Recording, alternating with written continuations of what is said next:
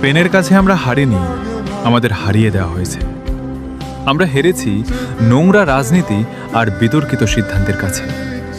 এই হার শুধু মাঠের 11 জন খেলোয়াড়ের নয়, এই হার বিশ্বের কোটি কোটি আর্জেন্টিনা সমর্থকের বুকের ভেতর রক্তক্ষরণের গল্প। মাঠে নামার আগেই আলবিসেরেস্তেদের মনস্তাত্ত্বিকভাবে ভেঙে দেওয়ার চেষ্টা করা হয়েছিল। তবুও লিওনেল মেসিকে দেখা গেছে সতীতীর্থদের বলতে, সব ভুলে যাও, শুধু ফুটবলে মন দাও। আমাদের কাজ শুধু দেশের জন্য লড়াই করা। এমিলিয়ানো মার্তিনেজ নিজের শেষটুকু উজাড় করে দিয়েছেন। লিয়ান্দ্রো পারেদেজ পায়ের অসহ্য যন্ত্রণা নিয়েও দেশের জন্য লড়ে গেছেন।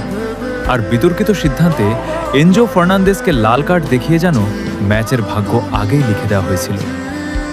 শেষ বাঁশি বাজতেই আমরা ট্রফিটা হারিয়েছি, কিন্তু আমাদের যোদ্ধারা মাথা নত করেনি। কারণ আর্জেন্টিনা শুধু একটা দল নয়, এটা কোটি মানুষের ভালোবাসা, আবেগ আর বিশ্বাসের নাম। আমরা আবার ফিরব, কারণ আলবিসেলেস্তারা হার মানতে শেখেনি।